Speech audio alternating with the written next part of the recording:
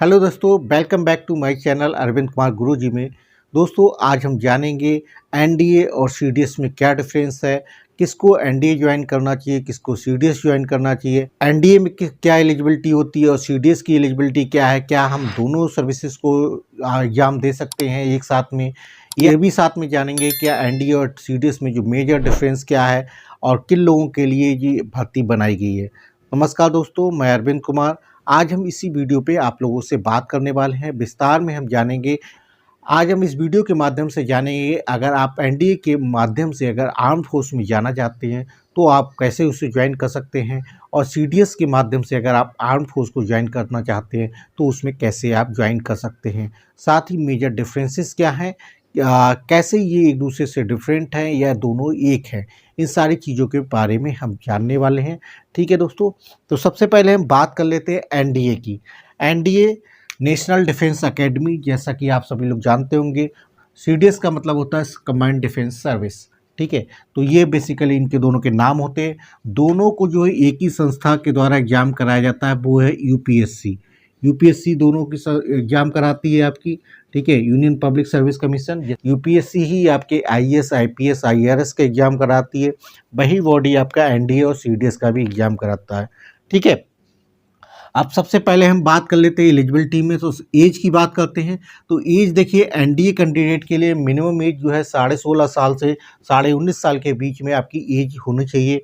वहीं बात करते हैं अगर सीडीएस का कोई बंदा जाना चाहता है, सीडीएस के एग्जाम में बैठना चाहता है, तो आपके लिए एज जो है 19 साल से 25 साल के बीच में होनी चाहिए। दूसरी बात करते हैं क्वालिफिकेशन। क्वालिफिकेशन में क्या है आपके पास, अगर आप एनडीए ज्वाइन करना चाहते हो तो आपने 12th पास होना चाहिए या अपेयरिंग। अपेयरिंग का मतलब ये नहीं कि आप 11th के स्टूडेंट हैं तो आप इसमें एलिजिबल हैं। अपेयरिंग का मतलब ये है कि आपने 11th पास कर लिया है और 12th में आपकी इस समय स्टडी चल रही है, या आपने 12th का एग्ज़ाम दिया है, ठीक है, या रिजल्ट अवेटेड है, तो आप इसमें डाल सकते हैं, आप इसके एलिजिबल हैं। ठीक है, इसकी सीडीएस की बात करते हैं तो सीडीएस के लिए जो क्वालिफिकेशन है वो ग्रेजुएशन होना चाहिए। ठीक है, ग्रेजुएशन आपका पास हो या आप अपेयरिंग हो फाइनल ईयर में, फाइनल सेमेस्टर में अगर आप अपेयरिंग कैंडिडेट है तो आप सीडीएस के लिए एलिजिबल हैं, आप इसमें डाल सकते हैं। ठीक है, एनडीए के माध्यम से अगर आपका सिलेक्शन होता है तो आपको 3 साल की स्टडी करनी पड़ेगी, जिसमें आपको ग्रेजुएशन की डिग्री मिलेगी, वो आपकी एनडीए पुणे के द्वारा मिलेगी। ठीक है, और साथ में 1 साल का आपका ट्रेनिंग प्रोग्राम होगा। टोटल जो पीरियड होगा वो आपका 4 साल का होगा। ठीक है, जिसमें 3 साल की आपकी ग्रेजुएशन डिग्री कंप्लीट है, क्योंकि अगर आप ऑफिसर बनने जा रहे हो एनडीए में, कमीशनड होने के बाद आपको एज ए ऑफिसर्स की पोस्ट मिलती है। जैसे अगर आपका आर्मी विंग में जाना होगा तो आपको एज ए लेफ्टिनेंट की पोस्ट मिलेगी। वहीं अगर बात करते हैं, अगर आपका सिलेक्शन जो है आईएनए के लिए होता है तो वहाँ आपकी जो पोस्टिंग होगी वो सब लेफ्टिनेंट की पोस्ट पे होगी। अगर इसके बाद आप एयरफोर्स में अगर आपका सिलेक्शन होता है तो एयरफोर्स विंग के लिए जो आपकी पोस्टिंग होगी वो फ्लाइंग ऑफिसर्स के लिए होगी। जब आपकी और लिए ऑफिसर्स की बनाया जाएगा तो उसके लिए ग्रेजुएशन होना तो बहुत कंपलसरी है। इसलिए सबसे पहले आपको 3 साल की डिग्री कोर्स कराया जाएगा एनडीए के माध्यम से। कौन कौन से डिग्री कोर्स होंगे, अगर आप आर्मी में जाना चाहते हैं तो आपको BA, BSc, BSc computer science, ये इनमें से कोई भी आप डिग्री करने के लिए स्वतंत्र हैं, तीनों में से कराई जा सकती है। आप तीनों में से कोई भी कर सकते हैं। अगर आप नेवल कैंडिडेट हैं तो आपको बीटेक करना होगा। ठीक है, एयरफोर्स में अगर आपका सिलेक्शन होता है तो आपको बीटेक की डिग्री मिलेगी।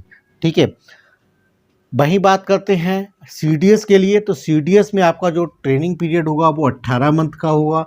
इसके लिए जो 18 मंथ का जो ट्रेनिंग पीरियड होगा, इसमें आपको जो डिप्लोमा मिलेगा, पीजी डिप्लोमा होगा, पोस्ट ग्रेजुएशन डिप्लोमा की जो मिलेगा। पोस्ट ग्रेजुएट डिप्लोमा किसमें होगा, मिलिट्री एंड डिफेंस मैनेजमेंट का ये पोस्ट ग्रेजुएशन डिप्लोमा आपको मिलने वाला है।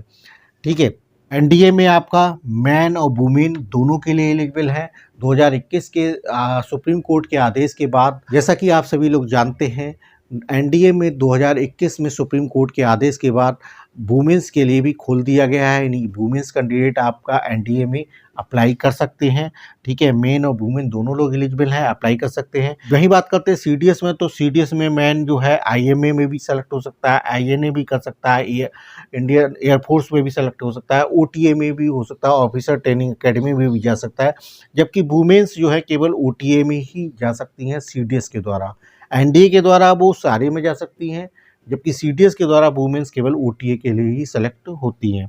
ठीक है, ओटीए मतलब वुमेन्स के जो लिए सेलेक्ट होगा वो शॉर्ट सर्विस कमीशन ऑफिसर होता है, जबकि आपका एनडीए जो है वो आपका परमानेंट कमीशन होता है। ठीक है, एग्ज़ाम की बात कर लेते हैं। तो एग्ज़ाम का जो पैटर्न होता है वो दोनों के लिए आपको रिटन एग्ज़ाम एक देना होगा, उसके बाद आपको एसएसबी का इंटरव्यू क्वालिफाइड करना होगा। ये आपका सीडीएस के लिए भी सेम है, इसमें भी आपको एक रिटन एग्ज़ाम देना होगा और उसके बाद आपको एसएसबी के राउंड से गुजरना पड़ेगा। ठीक है, दोनों के एग्ज़ाम जो हैं पेपर साल में 2 बार कराए जाते हैं। एक बार पहला पेपर जो है आपका अप्रैल में होता है, दूसरा पेपर आपका सितंबर में कराया जाता है। तो साल में 2 बार आपका एग्ज़ाम होता है, सीडीएस का भी होता है और एनडीए का भी होता है। ठीक है, एनडीए का जो एग्ज़ाम होता है उसमें आपके 2 पेपर होते हैं। ठीक है, इसके लिए आपको मैथ, साइंस और जीके पे कमांड होना बहुत ज़रूरी है। वहीं अगर बात करते हैं सीडीएस के लिए, तो सीडीएस में आपके जो पेपर होते हैं वो 3 पेपर होते हैं। इसमें आपका इंग्लिश, जीके और मैथ, ये तीनों पेपर होते हैं। तो इन तीनों सब्जेक्ट पे आपके कमांड होना बहुत ज़रूरी है। ख़ास तौर पे इंग्लिश पे आपको सीडीएस में कमांड होना बहुत ज़रूरी है अगर आप सिलेक्शन पाना चाहते हैं। ठीक है, रैंक की बात करते हैं। अगर आपका आर्मी के लिए सिलेक्शन होता है तो आर्मी में आपको एज ए लेफ्टिनेंट का कैडर मिलने वाला है। वहीं बात करते हैं अगर आपका नेवी में आपका सिलेक्शन होता है तो सब लेफ्टिनेंट की पोस्ट मिलने वाली है। अगर आप एयरफोर्स के लिए आपका सिलेक्शन होता है तो आपको एज ए फ्लाइंग ऑफिसर्स के रूप में पोस्ट मिलने वाली है। यही तीनों चीज़ें आपकी सीडीएस में भी रहने वाली हैं। ठीक है, इसके बाद बात करते हैं वेतनमान का। तो दोनों के लिए वेतनमान जो इनिशियली स्टार्ट होगा 56,100 का बेसिक पे होगा। ठीक है, जो आप जैसे ही आपका ट्रेनिंग शुरू होता है 56,100 रुपये आपका इनिशियल बेसिक पे आपको मिलना शुरू हो जाएगा। साथ में इसके जैसे ही आप कमीशन्ड होते हैं तो कमीशन्ड होने के बाद इसके जो भी बेनिफिट्स है, टीए, डीए और जो भी अलाउंसेस हैं वो सारे बेनिफिट्स भी आपको मिलेंगी। ठीक है, जिसका मैक्सिमम सैलरी आपका 2.5 लाख रुपए तक आपका अभी तक जो है जा रहा है। अब आपके मन में एक लास्ट क्वेश्चन बचा होगा, क्या हम एनडीए और सीडीएस दोनों का एग्ज़ाम दे सकते हैं?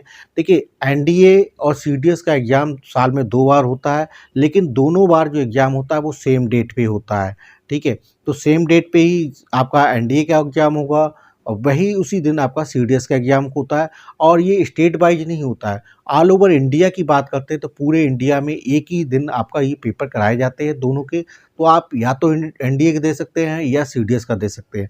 हाँ, ये ज़रूर है, जैसे मान लिया आपने आपकी एज अगर आप 16.5 से 19 साल के बीच में है, तो अगर और आपने इंटर पास कर रखा है तो आप एनडीए के माध्यम से उसका एग्ज़ाम दे सकते हैं। किन्हीं कारणों की वजह से आपका सिलेक्शन अगर नहीं हो पाता है तो आप ग्रेजुएशन अगर आपने कंप्लीट कर लिया है उसके साथ साथ में, तो ग्रेजुएशन कंप्लीट करने के बाद आपको सीडीएस के माध्यम से दोबारा मौका मिल सकता है आर्म फोर्स ज्वाइन करने के लिए एज ए सीडीएस के द्वारा। तो इसमें जो है सीडीएस के माध्यम से भी आप सिलेक्शन पा सकते हैं। ठीक है, सीडीएस के लिए जो मिनिमम एज हमने पहले ही बताई है आपको 19 से 25 साल के बीच होनी चाहिए। ठीक है, तो अगर आपका एनडीए के माध्यम से सिलेक्शन नहीं हो पाया है किन्हीं कारणवश, तो आप सीडीएस के एग्ज़ाम के माध्यम से भी इस एग्ज़ाम में पार्टिसिपेट कर सकते हैं। आर्म फोर्स ज्वाइन करने के लिए आपके पास ये दोनों ऑप्शंस हैं, जिसमें आपको कौन सा बेहतर रहेगा, तो इसके लिए सिंपल सा आंसर ये है कि अगर आपको पहले ऑप्शन आपको इंटरमीडिएट के बाद ही अगर एनडीए को ज्वाइन करने का मौका मिलता है, अगर आपको सिलेक्शन हो जाता है तो आप एनडीए के माध्यम से ही ज्वाइन कर लीजिएगा। ठीक है, क्योंकि इसमें नंबर ऑफ़ वैकेंसी ज़्यादा होती है इन कंपैरिजन टू सीडीएस में। ठीक है, सीडीएस का पेपर एनडीए के कंपैरिजन में थोड़ा-सा टफ आता है। ठीक है, तो सीडीएस में जो वैकेंसी भी होती है वो कम होती है, तो ज़ाहिर-सी बात है पेपर सो टफ होना स्वाभाविक सी बात है। जिस किसी में भी आप का सिलेक्शन हो जाता है, दोनों में के माध्यम से आप आर्म फोर्स में जाने का आपके पास एज ए ऑफिसर्स के रूप में जॉब करने का मौका है। आप किसी भी माध्यम से चुन सकते हैं, जा सकते हैं इसमें। ठीक है दोस्तों, इसी तरह आप किसी और भर्ती के कंपैरिजन के बारे में अगर आप जानना चाहते हैं तो कमेंट बॉक्स में कमेंट करिएगा, उसके ऊपर मैं आप लोगों के लिए एक वीडियो बना के दूँगा। ठीक है, और आपको ये इन्फॉर्मेशन कैसी लगी कमेंट बॉक्स में कमेंट ज़रूर करिएगा। ठीक है दोस्तों, और लास्ट में दोस्तों आप लोगों से आग्रह है, जिन्होंने अब तक मेरे चैनल को सब्सक्राइब नहीं किया है, प्लीज़ चैनल को सब्सक्राइब कर दीजिएगा और ज़्यादा से ज़्यादा इस इन्फॉर्मेशन को अपने दोस्त और रिश्तेदार के बीच शेयर करिएगा, जिससे उनको भी इस वीडियो के माध्यम से एनडीए और सीडीएस के बीच में डिफरेंस को पता लग सके। बहुत बहुत धन्यवाद। Thank you very much.